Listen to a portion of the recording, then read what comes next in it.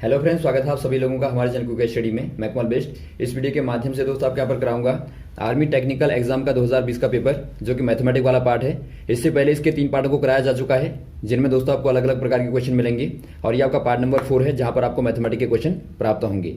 तो ये दोस्तों आपका सेक्शन नंबर डी दानपुर का पेपर है। आराम से आप देखें वीडियो को शुरू से लेकर आखिर तक। और देखिए, आपने हमारे चैनल को सब्सक्राइब नहीं किया हुआ अभी तक, तो प्लीज़ हमारे चैनल को सब्सक्राइब करें और बेल आइकन को प्रेस करना ना भूलें, ताकि हमारी वीडियोज़ की नोटिफिकेशन आपको प्रथम प्राप्त हो सके।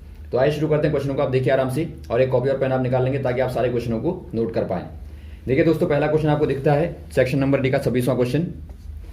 किसी शंकु के आधार का क्षेत्रफल 154 वर्ग सेंटीमीटर है तथा ऊंचाई 12 सेंटीमीटर है, तो शंकु का आयतन क्या होगा?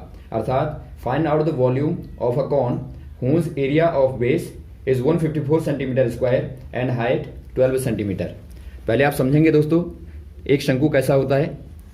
इस प्रकार से शेप होता है। नीचे दोस्तों आपका जो आधार का जो आपको क्षेत्रफल दिया है 154 वर्ग सेंटीमीटर, ये दोस्तों एक प्रकार से क्या होता है, वृत्त होता है। तो आपका जो क्षेत्रफल हो जाएगा पाई आर स्क्वायर हो जाएगा।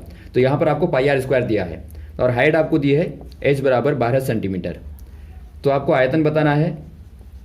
आयतन बराबर होता है दोस्तों, वॉल्यूम जो होता है वो आपका होता है 1/3 गुणा बेलन का आयतन। तो यहाँ से आपको महत्वपूर्ण एक फॉर्मूला मिलता है। जो शंकु का आयतन होता है दोस्तों, वो बेलन के आयतन का 1/3 होता है। तो इसको आप नोट कर लेंगे। तो 1/3 गुणा जो बेलन का होता है वो आपका पाई आर स्क्वायर एच होता है। तो यहाँ पर से दोस्तों आप आराम से फॉर्मूले में रख देंगे। यहाँ पर देखिए पाई आर स्क्वायर का मान आपको दिया है 1/3 गुणा 154 और गुणा कर देंगे आप हाइट को 12 दिया है आपको। तो यहाँ पर आप सॉल्व कर देंगे इनको। 3 को 12 4 आ गया। तो 4 गुणा दोस्तों आप गुणा करेंगे तो आपको मिलेगा 4 को 16, 4 पंजे 20 और 1 21 और 4 एकम 4 2 6। तो 616 दोस्तों आपको मिलता है। तो इतने में काहे में आ जाएगा दोस्तों, एक घन सेंटीमीटर में आपको प्राप्त होगा। आपको याद रखना है कि हमेशा आपको आयतन को घन में लिखना है, और जो आपका क्षेत्रफल होगा उसको दोस्तों आपको वर्ग में लिखना होता है। वो आपको वर्ग में दिया रहेगा और आयतन आपका घन में दिया रहेगा। और जो दूरियां सिंपल दूरियां होंगी उनको आप सेंटीमीटर, मीटर या फिर किलोमीटर में लिखेंगे। अगला क्वेश्चन देखिए दोस्तों, यदि 100/√4 बराबर √16 है, तो आपको बताना है x का मान क्या होगा। अर्थात if x upon √4 equal to √16 then what will be the value of x। यहाँ पर देखिए दोस्तों, जो क्वेश्चन दिया था आपको 100/√4 बराबर √16 है। तो यहाँ पर से आप निकालेंगे तो आपको 100/2 बराबर 4 मिलेगा, तो x बराबर 8 मिलेगा। लेकिन ये क्वेश्चन दोस्तों थोड़ा सा वहाँ पर स्पष्ट नहीं दिखाई दे रहा था। तो ये क्वेश्चन आपका देखिए 2 पॉसिबिलिटीज हैं, या तो ये होगा तो आपका आंसर हो जाएगा 8 हो जाएगा यहाँ पे। यदि आपका क्वेश्चन रहा इस प्रकार से, तो यहाँ पर दोस्तों आप कैसे निकालेंगे देखिए। यदि आपको क्वेश्चन ये दिया होगा तो यहाँ पर आप करेंगे सिंपल, आपका जो पहले अंदर वाले को आप सॉल्व करें, ये आपका दोस्तों अंदर 2 हो जाएगा इक्वल टू आपका 4 हो जाएगा। अब यहाँ पर देखिए दोस्तों, जो आपका यहाँ पर होता है रूट के यहाँ पर जो लिखा रहता है इसको आप मूल बोलते हैं। मूल अर्थात आप रूट बोलते हैं।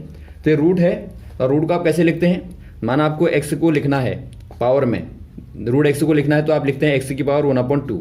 यदि आपका यहाँ पर घनमूल है तो आप लिखते हैं 3, यहाँ पर 4 है तो आप लिखते हैं 4, और यदि यहाँ पर आपका x होगा तो आप लिखते हैं x। तो यहाँ पर आप लिख देंगे x की 2 की पावर 1/x बराबर 4, अर्थात 2 की पावर 2 कर देंगे आप 4 को भी। तो यहाँ पर आप देखते हैं दोस्तों, आधार आपके बराबर है तो घातें भी बराबर होनी चाहिए। तो यहाँ से आपका 1/x बराबर हो जाएगा 2, तो x बराबर 1/2। तो यहाँ पर दोस्तों आपका आंसर इस वाले केस में ये वाला हो जाएगा। अगला क्वेश्चन देखिए दोस्तों, एक वृत्त का क्षेत्रफल आपको दिया 154 मीटर स्क्वायर है, तो उस वृत्त की त्रिज्या क्या होगी। अर्थात area of a circle is 154 metre square, what will be the radius. दोस्तों यहाँ पर देखिए आपको क्या दिया है, एक वृत्त की जो एरिया दी है वो दिया 154 मीटर स्क्वायर। तो यहाँ से आप निकाल लेंगे सिंपल दोस्तों आर को। तो आर स्क्वायर बराबर क्या हो जाएगा, 154 गुणा 7/22। यहाँ पर देखिए दोस्तों आपने पाई को क्या कर दिया, पाई को दोस्तों आपने यहाँ डाला तो आपका पाई क्या हो जाएगा 22/7 का 7/22 हो जाएगा। तो यहाँ पर आप काटेंगे तो आपको 7 मिलेगा। तो आर बराबर दोस्तों आपका √7 गुणा 7 अर्थात 7 हो जाएगा। तो ये दोस्तों आपका आंसर मिलता है 7 मीटर, ऑप्शन नंबर डी वाला। अगला क्वेश्चन देखिए दोस्तों, एक काम को ए और बी क्रमशः 10 दिन में और 15 दिन में करते हैं, तो ए और बी मिलकर के 3 दिन में इस काम को कितना कर देंगे। अर्थात आपको बताना है if A and B can do a piece of work in 10 days and 15 days respectively, then the amount of work they can do together in 3 days। दोस्तों यहाँ पर देखिए आपको दिया है एक कार्य को 10 दिन में करता है और बी कार्य को 15 दिन में करता है। तो पहला काम जो आपका होगा दोस्तों, एक दिन का कार्य आप निकाल लेंगे दोनों का। एक दिन का जो कार्य होगा, ए का हो जाएगा दोस्तों 1/10 और बी का हो जाएगा 1/15। तो दोनों का यदि आप एक दिन का कार्य निकालें, दोनों का एक दिन का कार्य जो होगा दोस्तों वो हो जाएगा 1/10 धन 1/15। और यदि आपको 3 दिन का निकालना है यहाँ पर, तो 3 दिन का कार्य हो जाएगा गुणा 3 कर देंगे आप। तो ये दोस्तों आपको क्या देगा, 3 गुणा, अंदर आप सॉल्व करें तो सॉल्व करने पर आपको 30 मिलेगा, नीचे ऊपर आपको मिलेगा 2 + 3। तो यहाँ पर आपको मिलता है दोस्तों 3 गुणा 5/30, तो ये आपको मिलता है 1/2। अर्थात दोस्तों काम के आधे भाग को कर देंगे, तो ऑप्शन नंबर आपका बी वाला सही हो जाएगा। अगला क्वेश्चन देखिए दोस्तों, सॉल्व। आपको सॉल्व करना है 1 + 1/2 + 1/4 + 1/7 + 1/14 + 1/28। यहाँ पर देखिए दोस्तों, आप सिंपल क्या करेंगे, नीचे वाले का एलसीएम लेंगे तो आपको 28 मिलता है। अब यहाँ पर देखिए आपका यहाँ पर आ जाएगा 28 + 14 प्लस यहाँ पर आपका 7 × 28 7 और प्लस यहाँ पर आपका 4 प्लस यहाँ पर आपका 2 और प्लस 1। इनको दोस्तों आप जब ऐड करेंगे, जोड़ेंगे तो आपको मिलेगा 56 और बट्टे 28 कर देंगे तो आपको 2 मिलेगा। तो आंसर दोस्तों आपको ऑप्शन नंबर सी वाला सही हो जाएगा। अगला क्वेश्चन देखिए दोस्तों, द वैल्यू ऑफ 9 की पावर 5 इज। यहाँ पर देखिए आपको 9 की घात 5 का मान बताना क्या होगा, 9 × 9 × 9 × 9 × 9। यहाँ पर देखिए दोस्तों केवल आप इकाई वाले पद को निकालेंगे। कैसे निकालेंगे, 9 × 9 आपका 81 होता है और फिर आप गुणा 9 से करेंगे दोस्तों आपको 9 × 1, तो यहाँ पर आपको 9 मिलेगा। फिर आप 9 से गुणा 9 को करेंगे तो आपको 81 मिलेगा। फिर यहाँ पर 9 × 81 करेंगे तो आपको इकाई में दोस्तों आपको 9 मिलेगा। तो कहने का मतलब है यहाँ पर आप जाएंगे दोस्तों तो आपको इकाई में जो मिलेगा वो अंक आपका 9 मिलेगा। तो ऑप्शन में आप देखेंगे कौन से वाले में 9 है, ऑप्शन नंबर ए में दिखता है आपको, तो ऑप्शन नंबर ए वाला आपका सही हो जाएगा। अगला क्वेश्चन देखिए दोस्तों, दिए गए विकल्पों में से श्रेणी को पूरा करें from the given option, complete the series. यहाँ पर देखिए आपको श्रृंखला क्या दी है दोस्तों, 10, फिर आपको 100 दिया है, फिर आपको 20 दिया है, फिर आपको 400 दिया है, फिर आपको 30 दिया। तो यहाँ पर आपको पूछा गया क्या आएगा। यहाँ पर देखिए दोस्तों आपका 10 का वर्ग होता है ये, और ये आपका 20 का वर्ग होता है। तो यहाँ पर आपका जो होगा दोस्तों क्या होगा, ये 30 का वर्ग हो जाएगा। अर्थात 30 का वर्ग क्या होता है दोस्तों, 900 होता है। तो 900 आपका सही हो जाएगा। ऑप्शन नंबर कौन सा दिखता है आपको, बी वाला दिखता है, बी वाला आपका सही हो जाएगा। अगला क्वेश्चन देखिए दोस्तों, 0.02 का वर्ग क्या होगा, अर्थात स्क्वायर ऑफ 0.02। 0.02 का वर्ग आप निकालेंगे तो क्या हो जाएगा, देखिए 0.02 गुणा 0.02। यहाँ पर देखिए दोस्तों आपका 1 2 3 4 आप गिन लेंगे दशमलव के स्थान को, 4 में आपका दशमलव आएगा। तो देखिए 2 दूनी 4 होता है, तो 4 1 2 3 4। तो इस प्रकार से आंसर आपका ये वाला हो जाएगा। तो ऑप्शन नंबर आपका डी वाले में दिखता है, तो आपका डी वाला बिल्कुल सही हो जाएगा। अगला क्वेश्चन देखिए दोस्तों, 1000 रुपये पर 3 वर्ष के लिए 6% की सालाना दर से साधारण ब्याज क्या होगा आपको बताना है।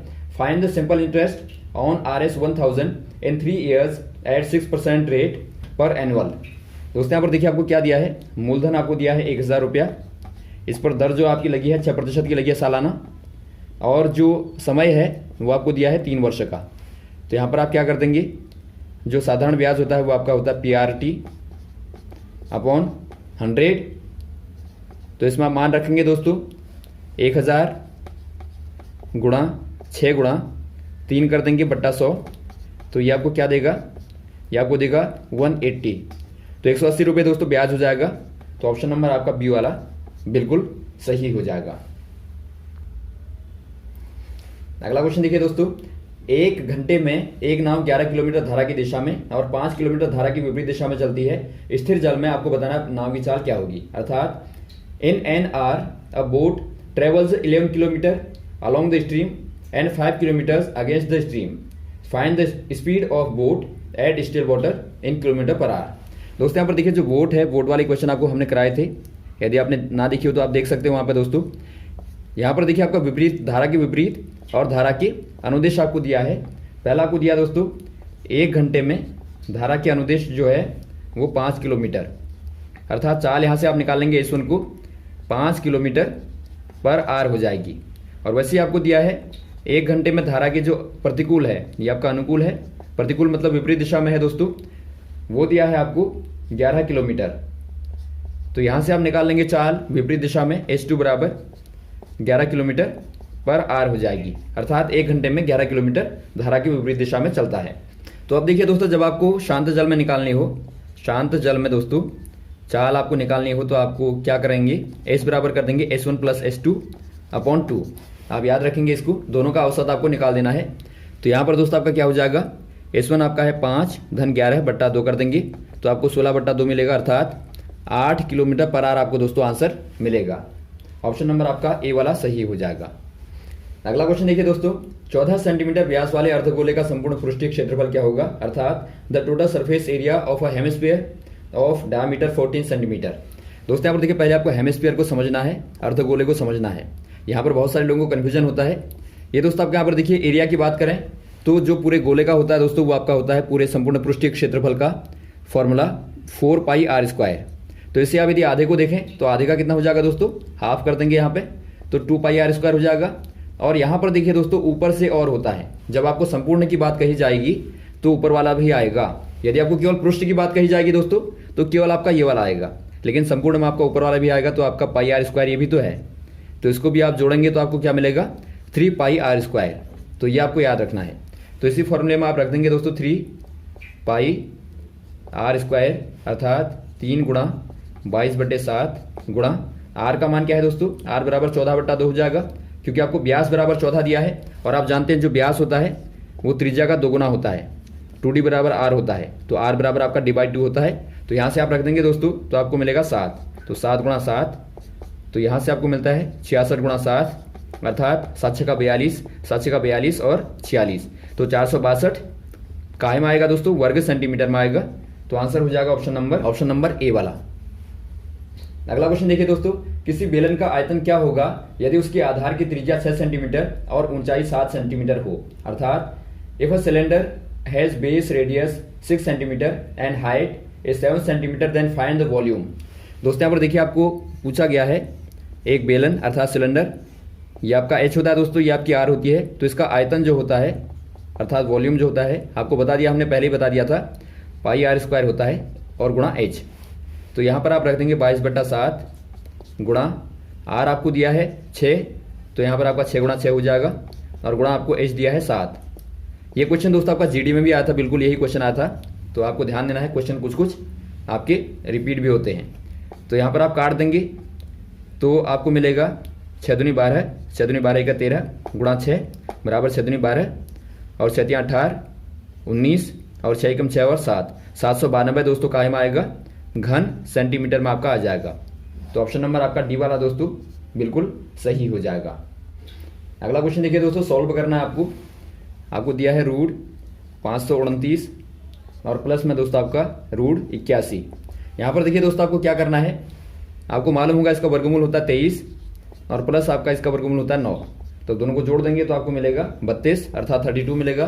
तो ऑप्शन नंबर ए वाला आपका बिल्कुल सही हो जाएगा।